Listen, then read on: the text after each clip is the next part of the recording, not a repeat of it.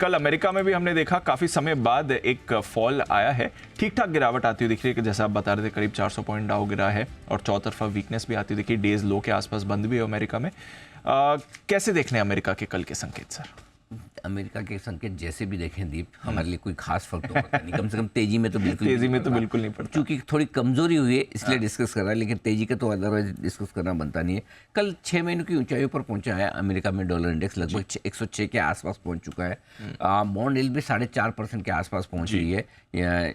कुल मिलाकर ये कि ट्रम्प सरकार जब आ रही है तो लोगों को ये लग रहा है कि वहाँ पर महंगाई बढ़ेगी, क्योंकि वो टैक्स काटेंगे, कंजम्पशन को बढ़ावा देने के लिए वो सब कुछ करेंगे, और इसी वजह से डॉलर मजबूत होता दिख रहा है और बॉन्ड यील्ड बढ़ते हुए दिख रहे हैं। मजे की बात देखिए, ब्याज दरें घट रही है और बॉन्ड यील्ड बढ़ रहे हैं। ये इस तरह के संकेत कम देखने को मिले।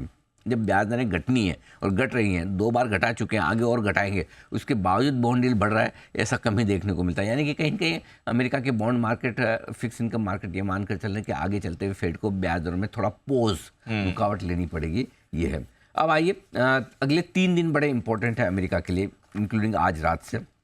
आज रात को वहाँ पर CPI महंगाई के आंकड़े आएंगे, कल PPI के आंकड़े आएंगे, प्रोडक्शन के आंकड़े, और रिटेल कंजम्पशन के आंकड़े एक दिन बाद, यानी कि अगले 3 दिनों तक 3 बड़े आंकड़े अमेरिका में आने वाले हैं। तो अमेरिकी बाजार एक तरफा तेजी के बाद कल से जो करेक्शन में आए, उसके पीछे इन बड़े आंकड़ों के पहले के संकेत है कि इन बड़े आंकड़ों के दम पर फेड अपनी अगली पॉलिसी डिसाइड करेगा कि क्या कुछ होना चाहिए। तो थोड़े सावधान रहें अमेरिकी बाजारों में। तो अमेरिकी बाजारों के एक तरफा तेजी का जो सपोर्ट मिला था वो थोड़ा वोलेटाइल हो सकता है। ऐसा नहीं कि कोई यू टर्न लेके खत्म होगी तेजी और अमेरिकी बाजार मंदी में ना।